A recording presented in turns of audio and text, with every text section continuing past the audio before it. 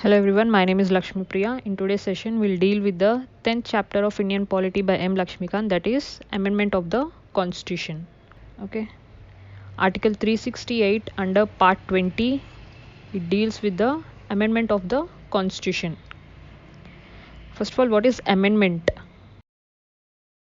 See, any changes made to the Constitution by adding an article or by deleting an article or by modifying an article. Okay, any changes that made to the Constitution is called amendment. Okay, like any other written constitution, even our constitution also provides for the amendment of the constitution. Okay, however, the amendment, the procedure laid for its amendment is neither easy nor difficult. See, if we take an example of Britain, okay, it is easy to amend the constitution of Britain. Okay, if we take the example of US, it is very difficult to amend the constitution of US. But if we take the constitution of India, it is neither easy nor difficult. That means Indian constitution is neither flexible nor rigid. Okay, our constitution is neither flexible nor rigid, but the synthesis of both. Okay,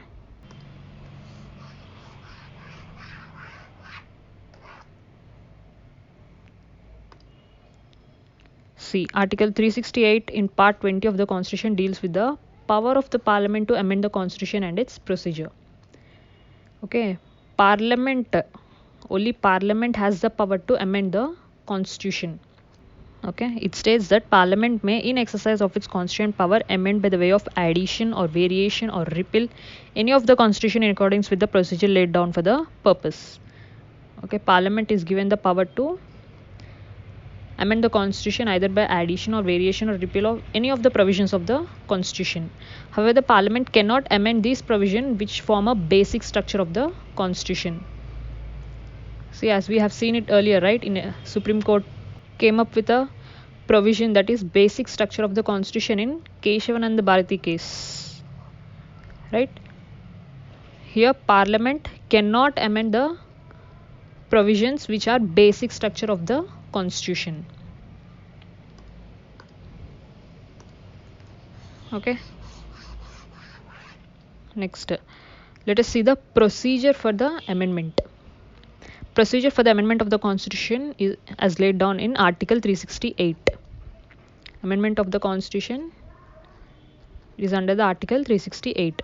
See, it can be initiated only by the introduction of bill for the purpose in either House of Parliament and not in the state legislature. Okay, the amendment procedure for the amendment can be initiated only by the either House of Parliament, that is Lok Sabha or Rajya Sabha, but not the state legislatures. Next, the bill can be introduced either by the minister or by the private member, but does not require the prior permission of the president. See, in case of ordinary bills, permission of president is required, but in case of the amendment, constitutional amendment bills, prior permission of the president is not required, and this bill can be introduced either by the ministers or by the private members. Okay, the bill must be passed in each house by a special majority. What is special majority? That is a measure of more than 50% of total membership of the house and the majority of 2/3 of members of present and voting. Okay, special majority is nothing but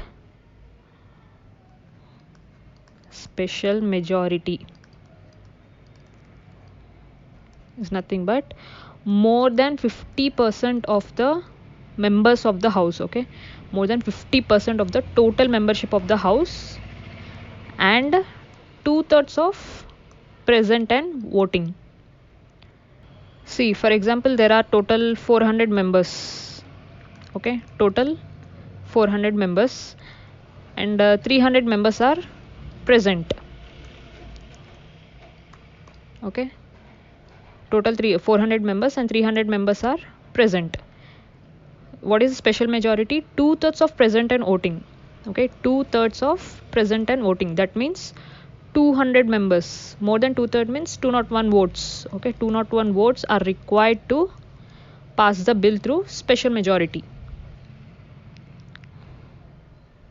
Okay, next,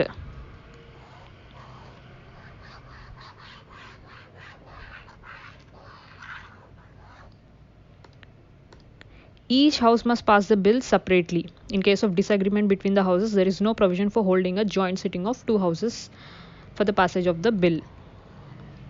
First point is, both Lok Sabha and Rajya Sabha should pass the bill separately. Okay, next, if there is any disagreement, that is if Lok Sabha passed the bill but Rajya Sabha has not passed the bill, then there is no provision of holding joint sitting in the two houses. Okay, there is no provision of joint sitting of the two houses for the passage of the bill. Joint sitting is included in the Article 108. This is available only to the ordinary bills, not to the constitutional amendments. Next, if the bill seeks to amend the federal provisions of the constitution, it must also be ratified by the legislatures of half of the states by the simple majority, that is majority of members of house present and voting. See, if the bill seeks to amend the federal provisions, then it must be ratified by the half of the states, half of the legislatures of the states by a simple majority, that is 50% of present and voting. Okay, 50% of present and voting. Next,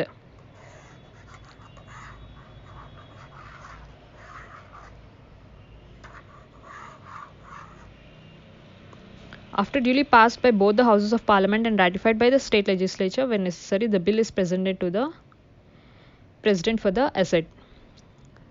Okay, after the bill is passed by both the houses and also ratified by the state legislature, then it is presented for the assent in front of president. Next, president must give his assent to the bill. Okay, he must sign the bill. He can neither withhold the bill nor return the bill for reconsideration for the parliament. In case of constitutional amendment bills, president must give his assent. He has no right to withhold the assent of the bill nor return the bill for the reconsideration. Okay, after the president's assent, the bill becomes an act, that is Constitutional Amendment Act, and the constitution stands amended in according with the terms of the act. See, once it is passed by both the houses as well as ratified by the states, and also if president gives the assent, then the bill becomes an act. Okay, next, let us see the types of amendments. Article 368 provides two types of amendments, that is special majority of the parliament and also through the ratification of half of the states by simple majority. Okay, first is special majority by the parliament and also the ratification of half of the states by simple majority. But some other articles provide for the amendment of certain provisions of the constitution by a simple majority. Not only special majority, some articles provide for the amendment through simple majority. Therefore, the constitution can be amended three ways.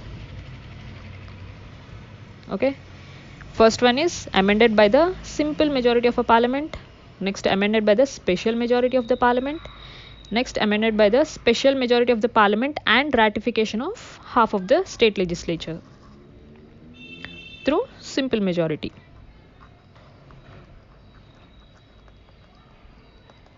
Okay, half of the states ratification through simple majority.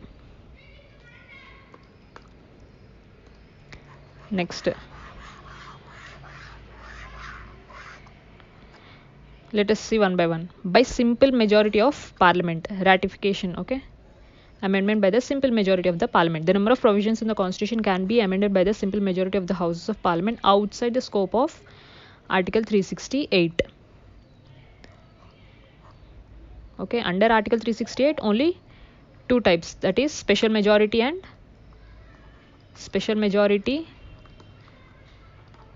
and ratification of half of the state legislatures, right? But amendment by the simple majority is outside the scope of article 368. What provisions are included in this? Let us see. Admission or establishment of new state. Okay, formation of new states or alter of areas, boundaries and name of the existing states. Abolition or creation of the legislative councils in the state. Second schedule, that is emoluments, allowances, privileges and so on of the president, governor, speaker, judges. Okay, all this by the simple majority. Next, quorum in a parliament. This is also amended by the simple majority.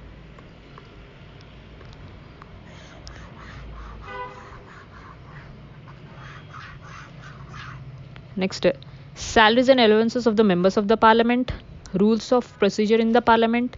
Privileges of the parliament, its members and its committees. Use of English language in the parliament.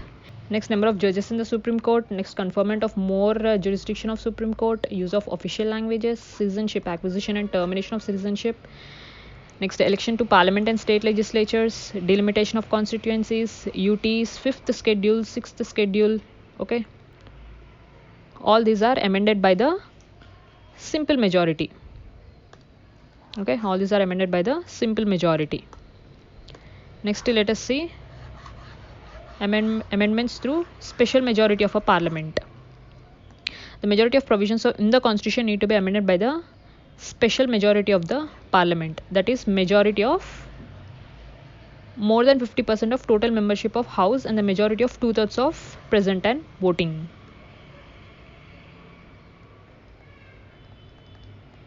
Okay, more than 50% of total membership of the house and 2/3 of present and voting. Let us see the provisions which can be amended by this special majority. First, fundamental rights, DPSPs, all other provisions which are not covered by the first and third categories. Okay. Next, by special majority of the parliament and consent of the states. Those provisions of constitution which are related to the federal structure of the polity can be amended by the special majority of the parliament and also with the consent of half of the state legislatures by simple majority. Okay, there is no time limit within the states should give their consent to the bill. Okay, consent of half of the state legislature is required by the simple majority, but time limit is not given. Okay, next, let us see the provisions which are amended by the special majority of the parliament plus half of the consent of the state legislature. First, election to the president and its manner, extent of executive power of the union and states, Supreme Court and High Courts, distribution of legislative powers between union and states, goods and service tax council, any of the list of 7th schedule, representation of states in the parliament, power of parliament to amend the constitution and its procedure. That is article 368 itself. Okay, if article 368 itself is to be amended, then special majority of the parliament and the ratification of the half of the state legislatures is required. Next, let us see the criticisms of the amendment procedure. The state legislatures cannot initiate any bill. First criticism is state legislatures cannot initiate any bill, right? Or the proposal for amending the constitution except in one case, that is passing a resolution requesting the parliament for the creation or abolition of the legislative councils in the state. First thing, initiation is done only by the either house of the parliament, but state legislature is not given that power. Next is amending of the constitution. Proposal for the amending of the constitution is also not done by the state legislatures, but except in one case, that is for creation or abolition of the legislative councils in the state. This is done by the state legislatures. Next, major part of the constitution can be amended by the parliament alone. Okay, major part of the constitution can be amended by the parliament alone, either by the special majority or by the simple majority. This is the other criticism. Next, constitution does not prescribe the time frame within which the state legislature should ratify or reject an amendment submitted to them. Next criticism is constitution did not prescribe the time frame. We have seen it earlier, right? No time limit within which the state legislature should ratify or reject an amendment. Next, there is no provision for holding a joint sitting between the both houses of parliament if there is a deadlock. This is also not provided for the constitution amendment bills. Okay, no joint sitting of both the houses of parliament if there is a deadlock. Next, the process of amendment is similar to that of legislative process. That is, prior permission of the president is not required. Okay, that is why it is similar to that of legislative process. Okay, with this we are done with the amendment of the constitution. In the next class, we'll deal with the basic structure of the constitution. Thank you.